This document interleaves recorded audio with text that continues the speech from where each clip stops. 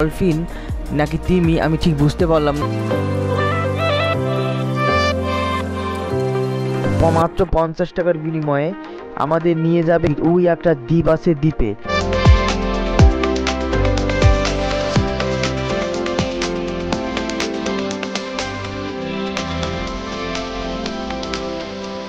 দর্শক, এই গরমে মানসিক স্বস্তি ও দেহ মনকে একটু সতেজ করার জন্য আমরা যাচ্ছি বাংলার অন্যতম টুরিস্ট প্লেস দীঘা। আর আমরা আছি এখন হাওড়া স্টেশনে। আমাদের ট্রেন দুপুর 2:25-এ, কান্ডারি এক্সপ্রেস। হাতে কিছুটা সময় আছে, তাছাড়া খিদেও পেয়েছে, সকালে না খেয়ে বেরিয়েছি, তাই একটা চিকেন রোল খেয়ে নিলাম। আমাদের ট্রেন চলে এসেছে, আমরা তাড়াহুড়ো করে ট্রেনে উঠে পড়লাম। আমাদের সিট নাম্বার 24, 25, 26, 27। ট্রেনে বসে আমরা খেতে খেতে পৌঁছে গেলাম দীঘায়। আমরা যে কান্ডারি এক্সপ্রেস এসেছি তার ভাড়া 125 টাকা। এইটা অনলাইনে আগের থেকে টিকিটটা কেটে নিয়েছি। আর সময় লেগেছে আমাদের 3 ঘন্টা 30 মিনিট। হাওড়া থেকে দীঘা আসার জন্য একটা ট্রেন তাম্রলিপ্ত এক্সপ্রেস, সেটা সকাল 6:45 থেকে হাওড়া থেকে ছেড়ে আসে এবং সকাল 10:50 দীঘায় এসে পৌঁছায়। নির্জন নিলিবিলি রেল স্টেশন দীঘা। বিকালের মনোরম পরিবেশ দীঘার সৌন্দর্যকে কয়েক গুণ বাড়িয়ে দিয়েছে।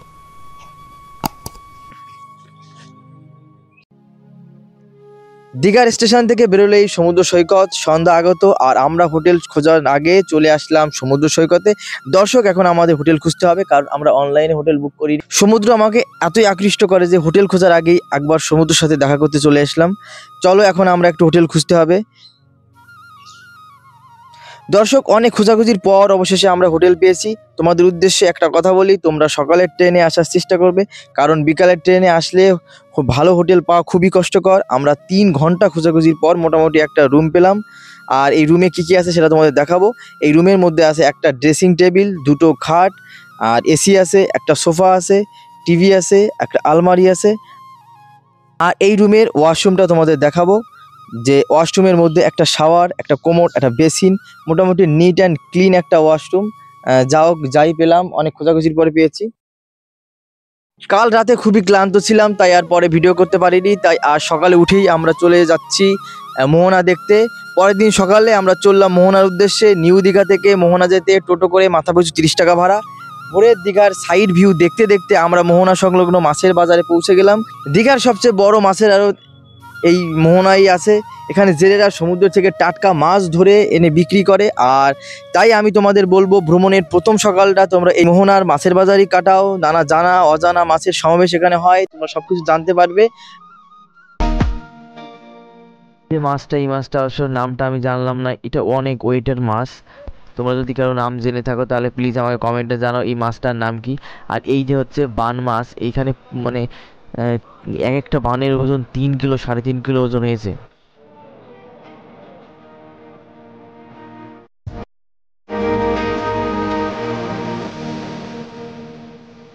এরপরে আমরা চলে আসলাম মোহনায়। মোহনায় একদম মুগ্ধকর পরিবেশ, কি সুন্দর লাগে। এটা সাধারণত সকালেই একটা রমরমা হাওয়া থাকে। কারণ তোমরা যদি কোনো সময় এদিকে আসতে চাও তাহলে সকালে ট্যুরটা করো মোহনায়, কারণ মোহনায় অন্য সময় আসলে এর কোনো মানে মাধুর্য থাকে না। তাই তোমাদের ঘোরার শিডিউলে মোহনাকে সবার আগে রাখবে, এটাকে সকালে ভোরে আসার খুব চেষ্টা করবে। এই দেখো, আর একটা আকর্ষণীয় জিনিস, সেটা হচ্ছে সামুদ্রিক বিভিন্ন রকম শুটকি মাছ। এখানে খুব সুন্দর পরিমাণ শুটকি মাছও পাওয়া যাবে। এই দেখো, এখানে সামুদ্রিক অক্টোপাসও পাওয়া যাচ্ছে, কারণ এখানে 150 টাকা করে, এক একটার দাম 150 টাকা করে মোটামুটি অক্টোপাস পাওয়া যাচ্ছে। তোমরা যদি কেউ টাটকা মাছ খেতে চাও, সমুদ্রের টাটকা মাছ, তাহলে দীঘার মোহনায় অবশ্যই আসবে। এখানে একদম সব কিছু টাটকা টাটকা মাছ পাওয়া যায়, কারণ জেলেরা একদম সমুদ্র থেকে মাছ মানে তুলে নিয়ে সরাসরি এই মার্কেটেই বিক্রি করে, তার জন্য এখানকার মাছগুলো টাটকা।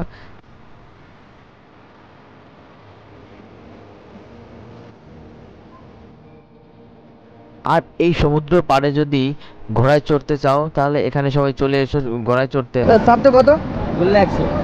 আর না করলে উঠলে ছবি তুলে 50। বসলে না, ছবি তুলো না, 100 টাকা কমবে। তোমরা শুনতেই পারলে, যদি মানে ঘোড়ায় চড়তে চাও তাহলে 100 টাকা, আর যদি শুধু ছবি তোলো তাহলে 50 টাকা।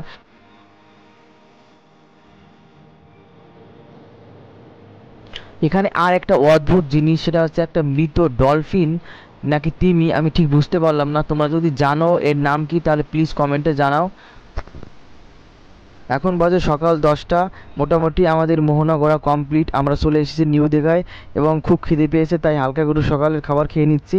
মোটামুটি খাবারটা খাবো, খেয়ে দিয়ে আমরা যাব আমাদের হোটেলে গিয়ে আমাদের ড্রেসটা চেঞ্জ করে আমাদের পরবর্তী যে ডেস্টিনেশন সেটা হচ্ছে তালশের। তালশের বলতে উড়িষ্যার তালশের, সেই উড়িষ্যার তালশেরে আমরা যাব।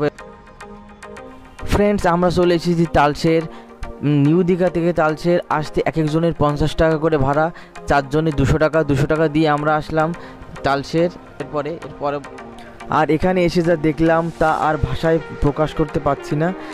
মাত্র 50 টাকার বিনিময়ে আমাদের নিয়ে যাবে ওই একটা দ্বীপ আছে, দ্বীপে 50 টাকা দিলেই নৌকায় করে, মানে 4 জনে 200 টাকা। 200 টাকা যদি 200 টাকায় আমাদের নৌকায় ঘোরাবে এবং আমাদের দ্বীপে নিয়ে যাবে। সে দ্বীপে কী আছে সেই জিনিসটা আমরা দেখব। তার জন্য আমাদের 4টে টিকিট কাটলাম, 4টে 4 50 200 টাকা। আস্তে আস্তে আমরা নৌকায় উঠলাম। এই দেখো আমাদের নৌকায় উঠে গেছি এবং আমাদের নৌকাটা ছেড়ে দিয়েছে। আমরা এখন আছি একদম মানে সমুদ্রের মাঝখানে। ফ্রেন্ডস, এক অদ্ভুত ফিলিংস। এই ফিলিংসটা মানে জাস্ট দীঘায় এসে, তালশের এসে যদি এই জিনিসটায় কেউ না চড়ে তাহলে সেই জিনিসটা বুঝতেই পারবে না। যে আমি সবাইকে বলবো, যদি কেউ এরপরে দীঘা আসো তাহলে নিশ্চয়ই এই তালশের এই দ্বীপটাতে আসবে।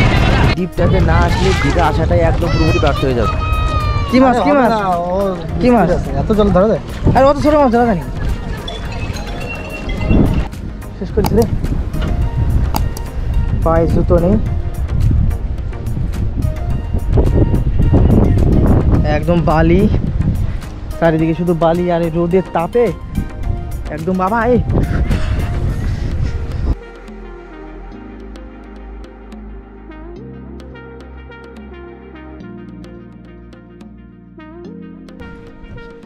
এসো না চলো চলো চলো।